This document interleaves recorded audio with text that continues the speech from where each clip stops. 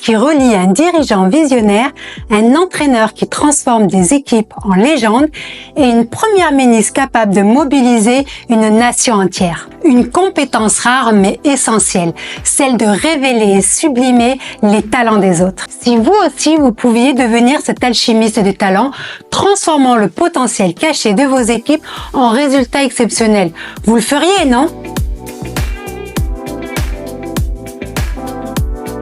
Le manager coach agit comme un catalyseur révélant du sens et libérant la performance là où d'autres ne perçoivent que des habitudes et des limites. Face à des défis de plus en plus complexes et des équipes en quête de sens, apprendre à incarner ce rôle devient une priorité. Aujourd'hui, nous allons mettre en lumière une facette indispensable au management durable. Si vous voulez savoir comment l'incarner, restez avec moi. Nous allons explorer ensemble tout ce qui fait de cette posture un véritable levier de transformation.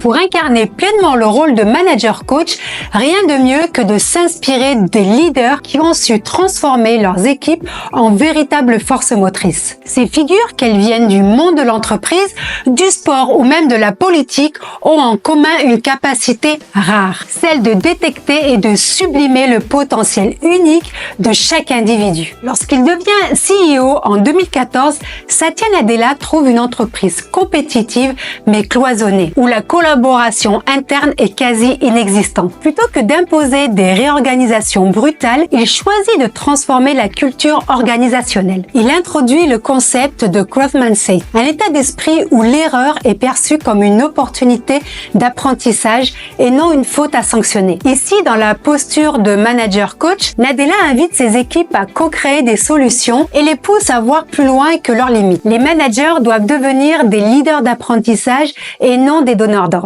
Nadella a compris que la vraie force de Microsoft ne résidait pas seulement dans sa technologie, mais dans sa capacité à apprendre, désapprendre et réinventer. Surnommé le Zen Master, Phil Jackson est une légende du coaching sportif. Entraîneur des Chicago Bulls et des Los Angeles Lakers, il remporte 11 titres NBA en mettant en avant une gestion humaine des équipes. Dans sa méthode de coach, Jackson introduit la méditation et la pleine conscience dans ses entraînements pour aligner les objectifs individuels avec ceux du collectif. Il responsabilise ses joueurs en leur laissant gérer certaines décisions tactiques sur le terrain. C'est ainsi que Jackson a su transformer des talents individuels en une équipe soudée où chacun comprenait son rôle et sa valeur unique.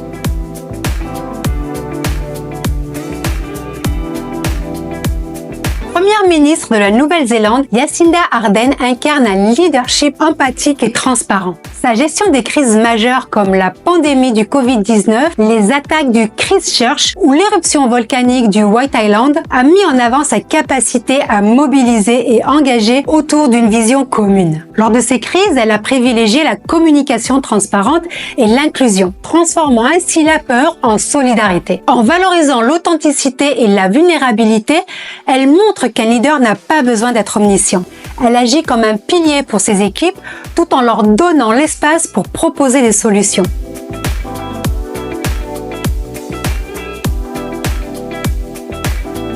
Ces leaders, chacun à leur manière, montrent que le véritable pouvoir du manager réside dans sa capacité à voir ce que les autres ne voient pas encore. Ils révèlent des talents, inspirent des transformations et créent des environnements où l'humain devient la pierre angulaire de la réussite collective.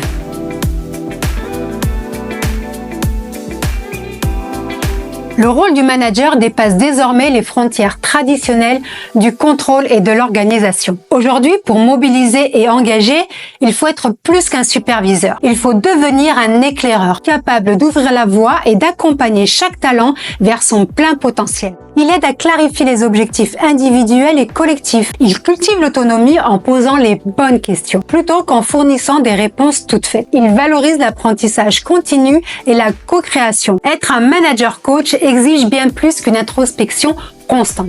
Cela implique de déconstruire ses propres certitudes, d'apprendre à accueillir l'incertitude et de faire confiance au processus collaboratif. C'est reconnaître que l'autorité véritable ne vient pas du contrôle, mais de la capacité à éveiller la confiance et la créativité chez les autres.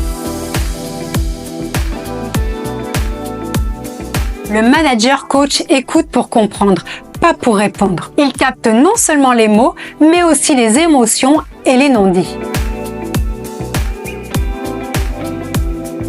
Les valeurs sont le socle de la motivation et du sens. Lorsqu'un collaborateur agit en cohérence avec ses valeurs, il est naturellement plus engagé et performant. À l'inverse, un désalignement peut entraîner frustration, démotivation et un sentiment de stagnation. Le rôle du manager coach est d'aider ses collaborateurs à identifier leurs valeurs fondamentales et à trouver des connexions entre celles-ci et leur action professionnelle. Cela leur permet de donner plus de sens à leur travail et de mieux s'investir dans les objectifs collectif. Par exemple, un collaborateur attaché à la collaboration pourrait se sentir isolé dans un rôle solitaire. En identifiant cette valeur, pourrait l'impliquer davantage dans des projets d'équipe ou des initiatives transversales pour répondre ainsi à son besoin d'alignement.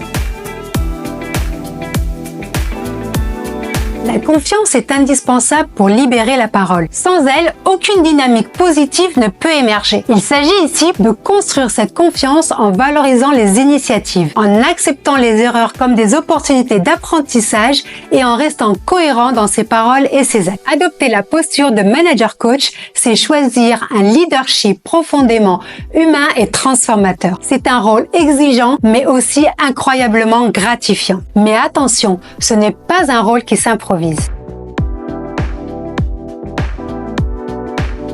Pour être un bon manager coach, il faut se former au coaching. Cela vous permet d'acquérir les outils pratiques, les techniques et surtout la posture nécessaire pour accompagner efficacement vos équipes. Et en bon coach, il est tout aussi essentiel de se faire coacher régulièrement. D'abord pour travailler sur vous-même, vos biais, vos réflexes, vos croyances qui peuvent être des freins inconscients à votre posture de leader ou qui peuvent aussi limiter votre capacité à accompagner vos équipes de manière authentique et efficace. Ensuite, pour prendre du recul sur vos pratiques et vos décisions parce qu'un regard extérieur est souvent plus objectif. Et enfin, pour continuer à apprendre et évoluer. Le coaching est un processus vivant et en vous faisant coacher, vous restez aligné avec la posture d'amélioration continue que vous souhaitez transmettre à vos équipes. Alors, êtes-vous prêt à devenir cet alchimiste des talents? Si cette vidéo vous a inspiré, abonnez-vous à la chaîne, partagez vos réflexions en commentaire et n'hésitez pas à la diffuser pour permettre à d'autres